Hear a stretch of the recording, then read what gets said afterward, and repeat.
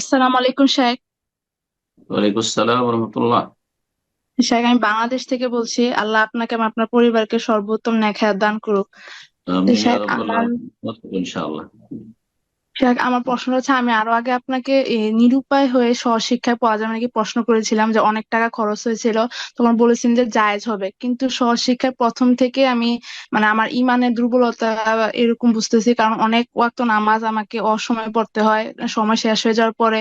আর সবচেয়ে বড় যে বিষয় হচ্ছে, আমার গায়রে মাহারামের সাথে মানে আমার যে সংকীর্ণতাটা ছিল, লজ্জা ছিল, ওটা আস্তে আস্তে কমে যাচ্ছে। এবং এটা এখন একটা অসহনীয় পর্যায়ে চলে যাচ্ছে, এরকম মনে হচ্ছে ধৈর্য হারা হয়ে যাচ্ছে।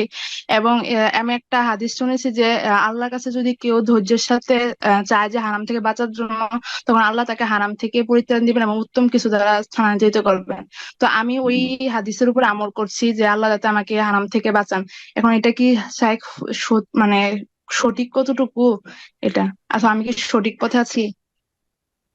অবশ্যই ঠিক আছে। আমি যেটা বলেছি সেই সময় আমার মনে পড়ছে যে সেখানে বলেছিলে যে আমাদের 20 লাখ টাকা আমার আব্বার খরচ হয়ে গেছে, বা যথেষ্ট পয়সা এরকম খরচ হয়ে গেছে। তখন বলেছি যে এইভাবে লস না করে যদি সম্ভব হয় যে পর্দা মেনটেন করি, ফিতনা থেকে বেঁচে থেকে, আর মেয়েদের মাঝখানে বসলে, পুরুষদের যা ছেলেদের কাছাকাছি বসলে না, এইভাবে অথবা ক্লাস যত কম করা সম্ভব হয়, শুধু পরীক্ষা দিলে সীমিত আকারে, আমি বলেছি প্রয়োজনে যদি জরুরি হয় এই আর্থিক ক্ষতি থেকে বাঁচার জন্য। না হলে আসল হচ্ছে যে সহশিক্ষা জায়েজ নাই। তো তুমি যে সিদ্ধান্ত নিয়েছো যে ক্ষয়ক্ষতি হয়েছে হয়েছে, আমি লেখাপড়া করবো না এই সহশিক্ষায়, কারণ এতে আমার লজ্জা কমে যাচ্ছে, খুব ভালো কথা এটা, খুব ভালো বিষয় এটা, এবং খুব ভালো উদ্যোগ। আর তারপরে আমার ইমান দুর্বল হয়ে যাচ্ছে, জোহর আসর সালাত বা এই সালাদ গুলি অনেক সময় অক্ত পার হলে মোটেই জায়েজ নাই। হ্যাঁ, এতটুকু সুযোগ আছে, জমা করা যেতে পারে, হয়তো জোহর আসরে জমা করলে। কিন্তু মাগরিব হয়ে যাচ্ছে আর আমি জোহর পড়িনি, আসর পড়িনি, তো এরকম লেখাপড়া জায়েজই নাই। মুসলিম পুরুষের জন্য জায়েজ নাই, মহিলার জন্য জায়েজ নাই। সেখানে সলাতের ব্যবস্থা থাকবে না এমন প্রতিষ্ঠানে পড়াশোনা করে মোটেই জায়েজ নাই এটা। তো যদি এমনটা হয় যে পরিস্থিতি বর্ণনা করলে, তাহলে খুব ভালো উদ্যোগ, এবং এইরকম পড়া জায়েজ নয়। আবার বলছি যে এটা ফতোয়া বলিনি যে সহশিক্ষা জায়েজ, মোটেই সহশিক্ষা জায়েজ নয়। আমি বারবার বলে আসছি।